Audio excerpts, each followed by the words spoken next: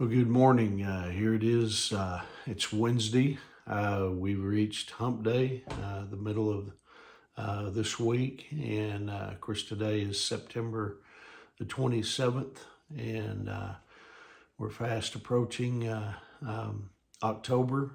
It'll be here on Sunday. But anyway, we've got just 2 or 3 days left of this month of September. But anyway, hope that you had a good Tuesday. Hope that you were maybe successful in accomplishing what you set out to do. But today is a new day, and God has blessed us, with a day of opportunity to hopefully do what He wants us to do today. Anyway, this morning I wanna share a devotional entitled "The Subtle Trap of Idolatry."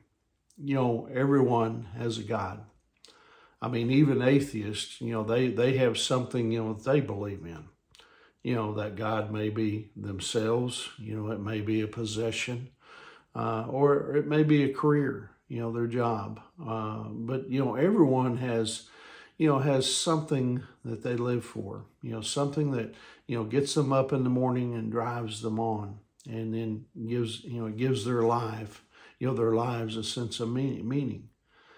The question is, who or what do you believe in? The Lord wants to rule and reign in our hearts. And He wants everything else, in our lives to be a distant second to Him. He wants our primary passion, excitement and purpose, to be a love for Him.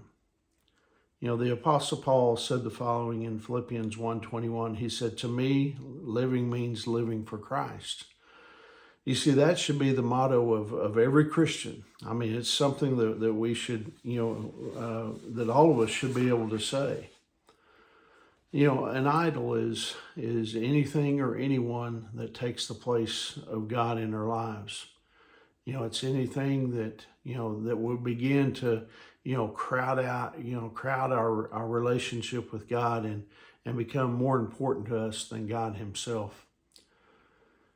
Paul, he was writing to the church in Corinth, and he referred to a specific instance in the lives of the Israelites when, they worshiped the golden calf. He wrote in 1 Corinthians chapter 10, verses 6 and 7, he wrote, "These things happened as a warning to us, so that we would not crave evil things as they did, or worship idols as some of them did."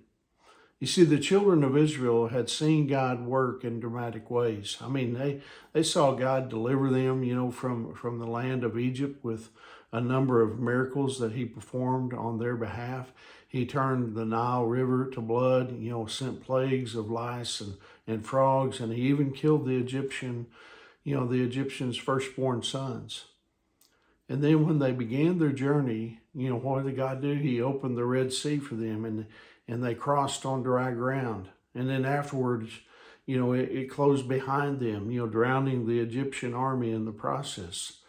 And in addition, the Lord provided a miraculous navigation system. A huge cloud guided them during the day, and then a fire in the sky directed them at night. And then every morning, when they walked outside their tents, a breakfast of manna was waiting for them, supplied by the Creator Himself. And so despite all these miracles, the people, they turned their backs on God and they engaged in full-blown idolatry. The problem was their faith, you see, was shallow. Thus, they were fickle, and from the moment that Moses left, their midst to meet with God on Mount Sinai, it was only a matter of time until, they started looking for, something to take His place. And so the plan for the golden calf was devised.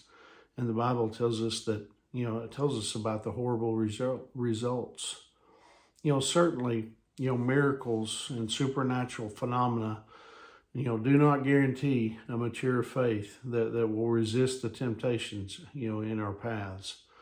I mean, sooner or later, we must take personal responsibility for our actions and our sins and call them what they are. So let's what we need to do is we need to guard ourselves, from the subtle trap of adultery. Let's not allow, anyone or anything, to take precedence, over Jesus Christ in our hearts. Jesus should be the thing that we focus on, every day.